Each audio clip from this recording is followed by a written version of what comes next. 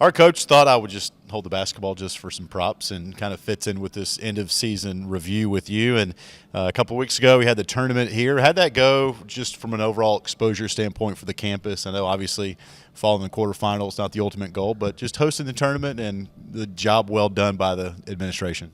No doubt, our administration have been supporting us throughout the entire time I've been here. Okay, and this particular year was no exception. They're great, and Ashley was able to show off our campus, show out our hospitality, and again our administration and game management was just perfect, and couldn't ask for any better representative, and we're certainly grateful for their support. And it was an exciting time, as March Madness is, and it was a tournament that, wow, anybody could win. And the final outcome was a number 7 seed that was 99 in our conference, ended up winning on a last-second shot. In fact, a situation where they won after only leading for 5 seconds out of 40 minutes. Wow. So it's crazy.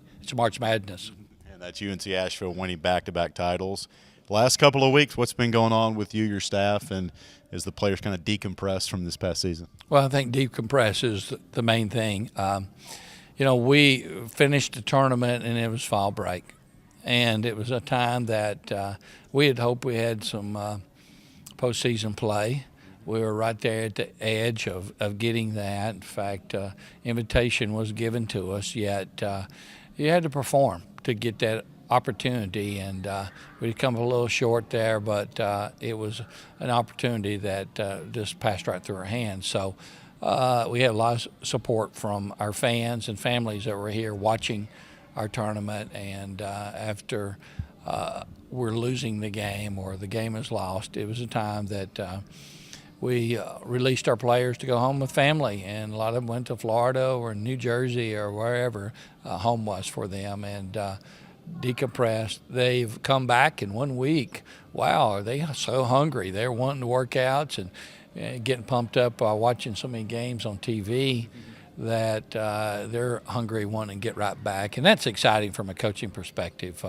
We don't have to guess what we're going to do. We know what we're going to do, and it's exciting to have such a young group that's very hungry and willing to get right back in there and get after things.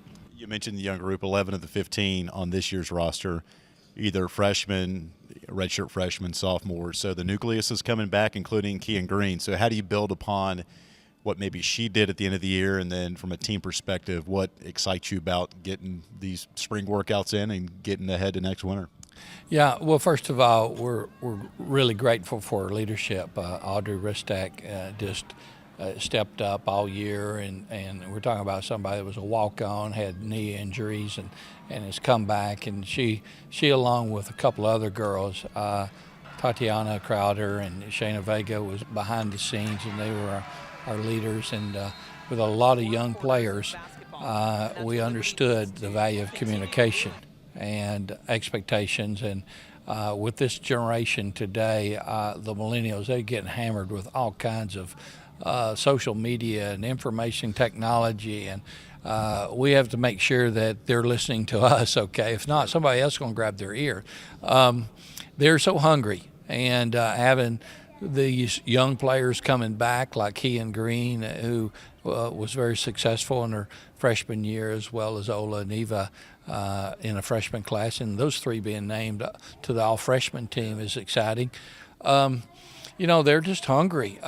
They've been this way all year, resilient. Regardless of what happened, they're coming back and wanting more the next day. And we've got 3 new faces coming in, and this young group who, as I said, have been persistent and resilient and hungry to improve. And with all the information we can throw on them and the data we can help them with, there's no question. We don't have to guess if we're going to improve. We know we can, and we will, and we're already addressing. And this week I'm going through individual conferences as well as team conferences to make sure we're communicating what we expect. And it's a great group because they're hungry and really willing to develop and become even a better team next year.